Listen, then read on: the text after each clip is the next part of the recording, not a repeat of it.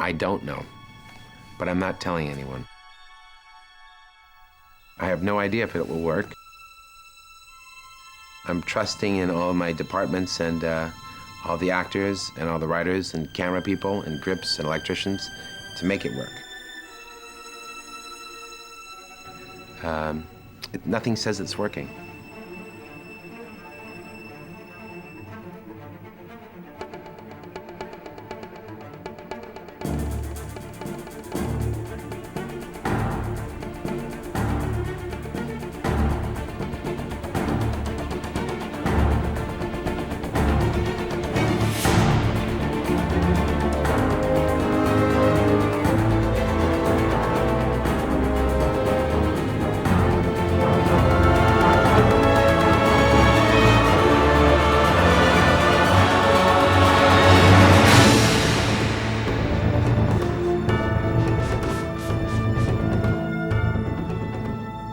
We had no idea, the actors, myself, the producers, that Spider-Man would be so well received by everybody. And I've never really been involved with a hit movie before, you know, something that so many people go to see. It's hard to understand when a lot of people like the movie, you know, which was a new experience for me. It's hard to know what the difference between that is and when one audience you're with likes the movie. It's hard for me to imagine, oh, I guess I should be 10 times happier because 10 times the people have seen this movie. It's not really true. The experience that I have is making the movie. So I want the people that I'm working with to be proud of their work on screen. But mostly I do want the audience to have a good experience with the picture. I want Spider-Man!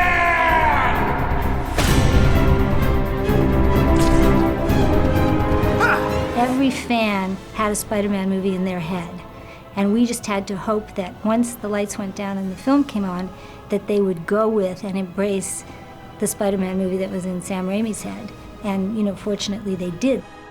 What's unique about Spider-Man is that it starts at the age of 2 or earlier, and it goes all the way to people my age and older. The appeal of the character, the Peter Parker in all of us, was a kind of a thing that was male, female, young, old.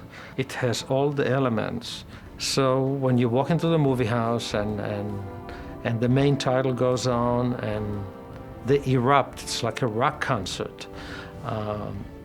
You knew the expectation was there, but it was even more fascinating to see that at the end and see this incredible depth and emotional investment that we all go through in this particular movie.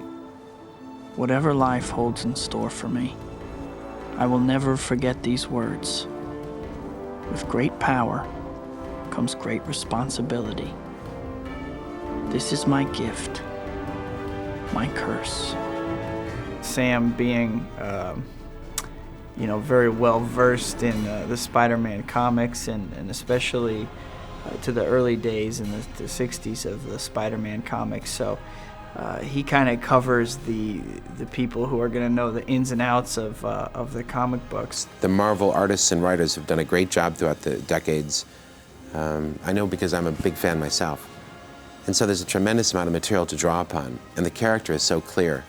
I think it's not difficult to make a picture once you understand the character, who that person is. Everybody loves a hero. People line up for them, cheer them, scream their names, and years later they'll tell how they stood in the rain for hours just to get a glimpse of the one who taught him to hold on a second longer. I think really what makes a comic book a good movie is if the story is classic in nature, Shakespearean in nature. But more importantly, what makes a great comic book movie is the alter ego of the superhero. When I did Spider-Man, I wanted to make him a character people could believe in. So I figured I won't make him the handsomest guy in the world or the strongest. I won't make him rich. He'll have money worries. I can relate to that because I had money problems in those days. I said he won't be that popular. I mean, it's not easy for him to get a girl. He has to worry about getting dates. And I figured that most of the kids or the teenagers or the young adults who read those stories would be able to relate to that because life isn't easy for anybody, really. So that's what I did, and I'm so happy it worked. Originally, my publisher never thought it would work. He said, people just want to see the hero fighting the villain. They're not interested in all that other stuff. So I must admit, I took a little bit of a chance. There was no reason why Spider-Man should have worked. I mean, I'm sure that Sony was terrified. You know, I mean, the Batman franchise had flamed out. The Superman franchise had flamed out before that. You know, was the world ready to see a guy wearing a mask?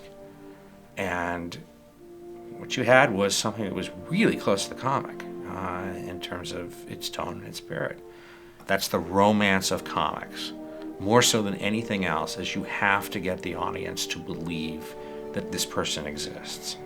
That's what makes Spider-Man a great movie, is because you have that emotional, pull, and they're real people, and then all these fantastical things are happening to them. But at the base of it, it's just like human relationships, and it's a pretty simple story. But it's what holds the movie together is that. Otherwise, you just get an action film, and who really cares to go see just that?